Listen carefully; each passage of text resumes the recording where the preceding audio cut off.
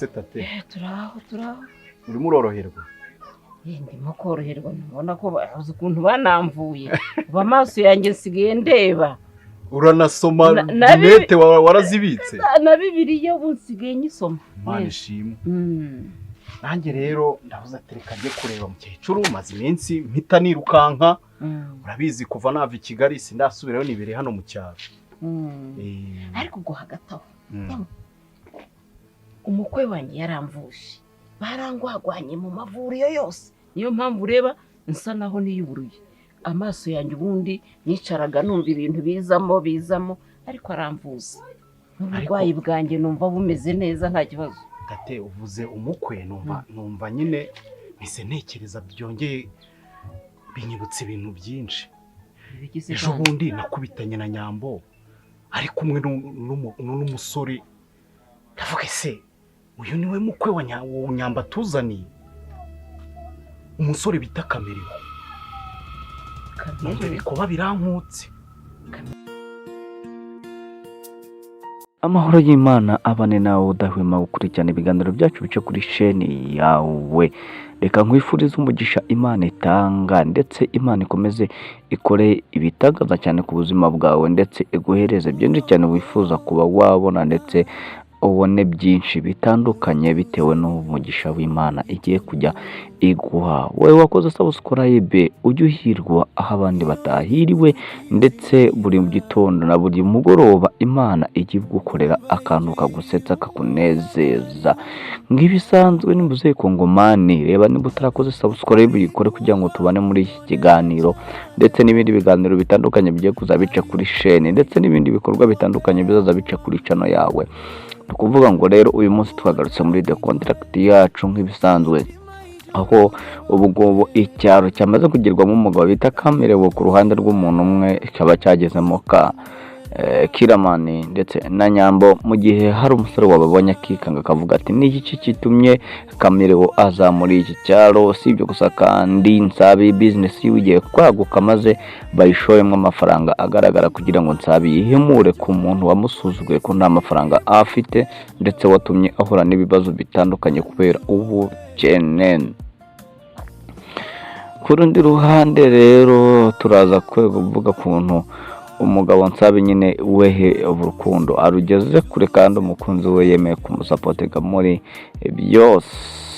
Kiramani rero akigera mu cyaro icyabaye ni igiki, nuko hari umusore bigeze gukorana cyangwa waba warakozanye na diru wiwe, cyangwa akaba ari umukozi wiwe wamaze kumenya ko Kiramani yageze mu mudugudu. Ni nayo mpamvu yatangiye gushya ubwoba. Tubabwiye ko ku rundi ruhande Nyambo wehe arakatashe no kubakira umukecuru inzu nziza cyane, ndetse n'inzu agomba kusaziramo y'amasazire yiwe, dore yuko yahaye akazi umuturanyi we, ariko umuturanyi akaba afite umugabo ufite ibitekerezo biri cipu cyane, kubera ko yumva ko atayoborwa n'umugore, ariko akirengagiza yuko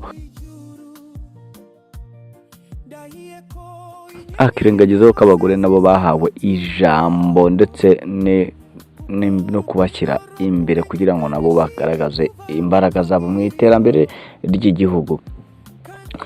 Ubundi ni ukuvuga ngo kera ubundi umugore ntabwo yagiraga ijambo aho ariho hose, ariko umwami Yesu akimara kugeza mu isi yaravuze ngo sinaje gukora amategeko ngo naje kuyakomeza. Urugero, mu gihe kimwe cy'Abisiraheli iyo umugore yafatwaga asambana n'umugabo maze uwo mugore bamuteraga amabuye kugeza apfuye, ariko umunsi umwe Yesu bamuzanira umugore wasambanye maze ababwira yuko amategeko y'iwabo avuga yuko umugore wasambanye agomba guterwa amabuye, maze Yesu afata urutoki rwe yandika hasi, buri muntu wese akajya asoma agenda kugeza igihe bose barangiye hasigara umugore aramubwira ati ngaho wigendera amahoro ntuzongeye gukora icyaha ukundi. Ibyo gutera amabuye rero bihita bivaho, ahubwo ahita hakora imbabazi z'uko umuntu wakoze icyaha ashobora kuba yasaba imbabazi ntagire icyaba.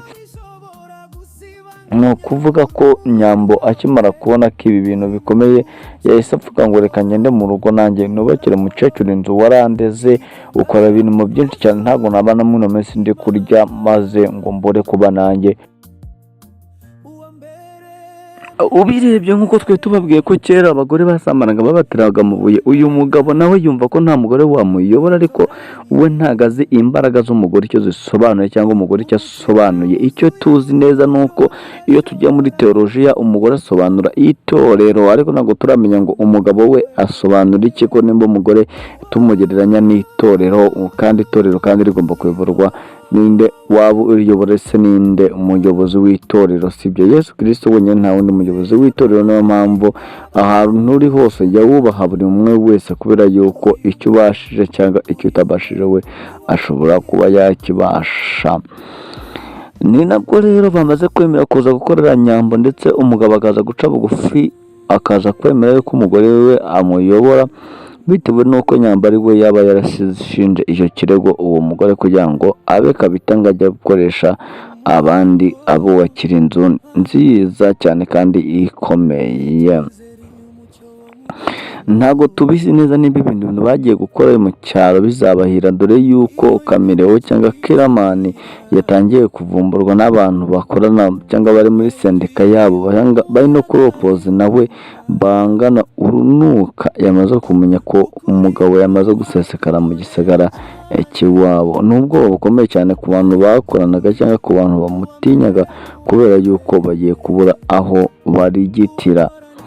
Dukomeje ikiganiro cyacu rero twababwiye yuko Nsabi n'umukunzi wiwe, umukunzi wiwe yagiye agahura n'umukozi wa Nsabi, maze akamubwira ko agiye gushora amafaranga menshi cyane. Nyuma yo gushora amafaranga menshi cyane, bakimura aho batekeraga batekera ahantu heza,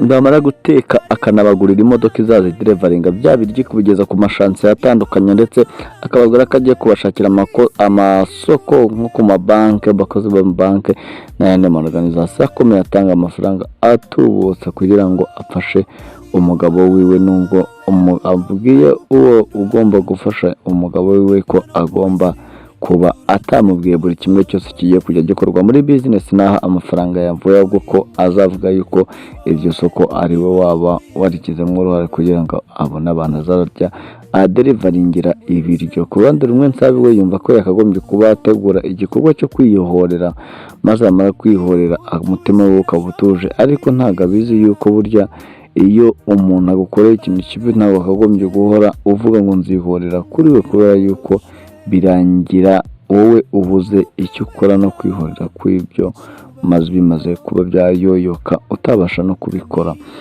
Ntabwo dutinze kuri Nsabi rero, ndashaka twirukanka kuri Kiramani n'umugore we Nyambo bagiye mu cyaro bagiye kubaka, ndetse Kiramani wifuza kumenya utuntu twose two mu cyaro.